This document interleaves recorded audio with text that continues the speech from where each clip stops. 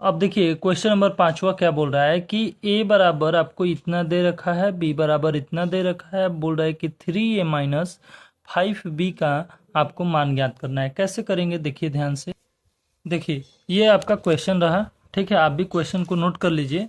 अब हमको 3a minus B का मान निकालना है। किसका मान निकालना है? 3a माइनस 5b का मान निकालना है, ठीक है। आ रहा है बात समझ में? इसका मान निकालना है, यानी कह रहा है कि a में आप 3 से गुणा करिए। तो चलिए a में 3 से गुणा करते हैं। तो 3 से गुणा करने का मतलब ये है कि 2/3 गुणे 3 करेंगे और 3 से 3 कट जाएगा, तो a का मान यानी 3a का मान कितना आ जाएगा? 2 आ जाएगा। 1 में 3 से गुणा करेंगे तो 3 हो जाएगा। 5/3 का 3 साथ गुणा करेंगे तो 5 हो जाएगा। वैसे ये 1 हो जाएगा और ये 2 हो जाएगा और ये 4 हो जाएगा। नीचे का 3 जो है खत्म हो जाएगा। अरे बात समझ में? और 2 तिया 6, 2/3 है तो 3 से 3 कट जाएगा तो बचेगा 2। यहाँ से 3a का मान आ गया। अब देखिए यहाँ से 5b का भी मान निकालना पड़ेगा आपको। तो 5b का मान निकालिए, ठीक है। 5b का मान यानी कि 5 अब इसमें से नीचे का हट जाएगा। जैसे 2/5 करेंगे, गुणे 5 करेंगे, 5 से 5 कटेगा, बोलिए 2 बचेगा। वैसे ही यहाँ 2 बच गया, यहाँ पर 3 बचेगा। वैसे 1 गुणे 5 करेंगे तो 5 हो जाएगा और यहाँ 1 बचेगा, यहाँ 2 बचेगा और यहाँ 4, यहाँ 7 6 2, 7 6 2, क्योंकि नीचे बटे में 5 है, ठीक है। 5b का भी मान निकल गया। अब आपको दोनों को माइनस कर देना है। तो चलिए माइनस करते हैं। 3a माइनस 5b का मान कैसे निकालेंगे? तो देखिए यहाँ से आप लिखेंगे 2 1 7 3 2 6 5 4 2 हो गया। ये 3a का मान हो गया। माइनस करना है 5b का मान। अब चलिए यहाँ पे लिखेंगे 2 3 5 1 2 4, ठीक है, 7 6 2। अब इनको माइनस करिए। अब माइनस कैसे करेंगे? आपको तो आता ही है, ठीक है। तो अब देखिए इसमें से इसको माइनस करिए, 2 में से 2 को माइनस करिए, ठीक है। तो ये कितना हो जाएगा? 0 हो जाएगा। कितना हो जाएगा? 0 हो जाएगा। 3 में से अब इस 3 को माइनस करेंगे, ठीक है। देखिए सॉरी, यहाँ पर जो है ये फर्स्ट रो, ये जो है ये फर्स्ट रो में से फर्स्ट रो को, सेकंड रो में से सेकंड रो को, थर्ड रो में से थर्ड रो को माइनस करेंगे। आ रहा है बात समझ में? तो इसको कैसे करेंगे देखिए। तो अब जो है 3 में से 3 जाएगा तो 0 हो जाएगा। 5 में से 5 जाएगा 0 हो जाएगा। 1 में से 1 जाएगा 0 हो जाएगा। 2 में से 2 जाएगा 0, यानी सब जगह से ये क्या आ जाएगा?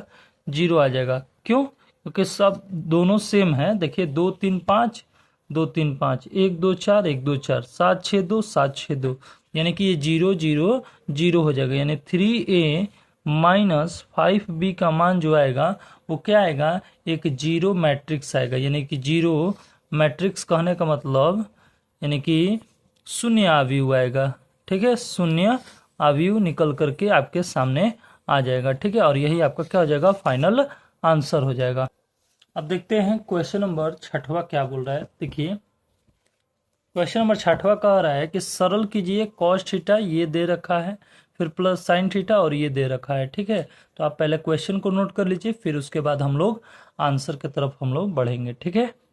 देखिए ये जो है आपके पास क्वेश्चन दे रखा है, ठीक है। ये मैंने नोट कर लिया है क्वेश्चन, अब आप भी नोट कर लिए होंगे, हमें उम्मीद है। अब देखिए इसको इसके साथ मल्टीप्लाई करेंगे, इसको इसके साथ मल्टीप्लाई करेंगे और जो आएगा दोनों को क्या करना होगा? ऐड करना होगा। चलिए इसको ऐड मल्टीप्लाई कर देंगे। कैसे? देखिए इसको उठा करके इन सब के साथ मल्टीप्लाई करना है। तो ये क्या हो जाएगा? Cos theta into cos theta, cos square theta हो जाएगा। Cos theta into sine theta क्या हो जाएगा? कॉस थीटा साइन थीटा हो जाएगा, ठीक है।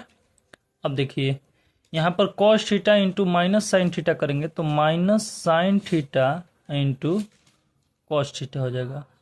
कॉस थीटा का कॉस थीटा के साथ करेंगे तो क्या हो जाएगा? कॉस स्क्वायर थीटा हो जाएगा, ठीक है।